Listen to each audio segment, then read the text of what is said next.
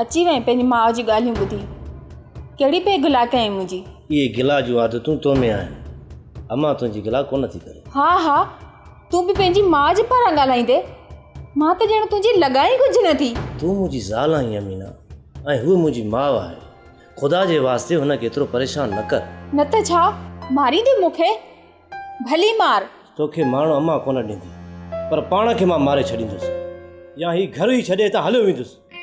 पोइ जीअं तोखे वणे तीअं वेठी कजांइ। तोखे ख़बर नाहे तुंहिंजी माउ मूंसां जुठियूं थी करे। घटि तूं बि कोन आहीं।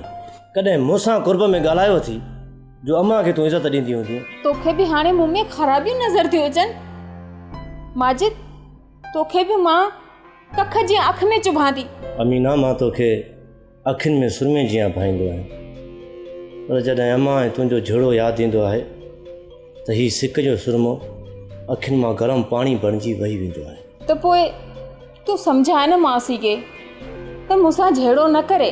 अमीना, अम्मा तो ते कख बि नथी सहे। तूं सिर्फ़ु अम्मा खे कुर्ब ॾेई त ॾिस, पोइ तूं हुनखे पहिरें पवंदीअ त मासीअ जो रिश्तो केतिरो न मिठो आहे। बाक़ी जेकॾहिं तुंहिंजी ज़बान ते हर वक़्तु इहा तिखी छुरी हूंदी त पोइ सभु रिश्ता तोखे कोड़े टूह जीअं ज़हर थी लॻंदा। पर तुंहिंजो रिश्तो त माखीअ वांगुरु मिठो हूंदो आहे न। त पोइ तॾहिं त चवां थो अमीना, माखीअ में वेह न मिला।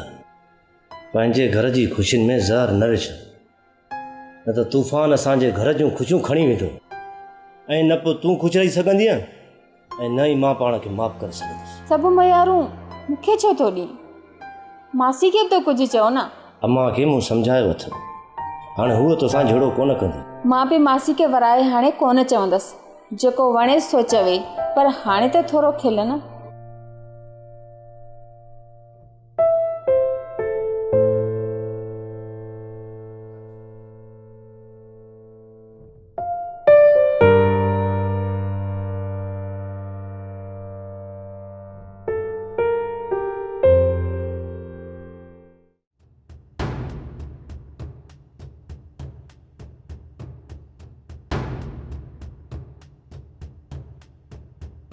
अञा ताईं मोबाइल बंदि अथसि।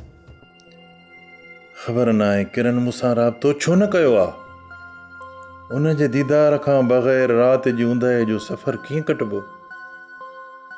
किरण खां जुदाई मन जी मौसम में उन्हारे जी उस अची थी वञे। अखियुनि जी माड़कियुनि में उन जो हुस्न जो अक्स आहे।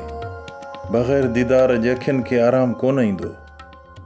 साह जी तंद टुटी पवंदी जे किरण हर रोज़ अहिड़ो कलूर कंदी आई त उन खां बग़ैर ॼण क़यामत बर्दाश्त करणी आहे, ऐं मुंहिंजी कमज़ोर दिलि जुदाई जो ज़हर कोन पी सघंदी।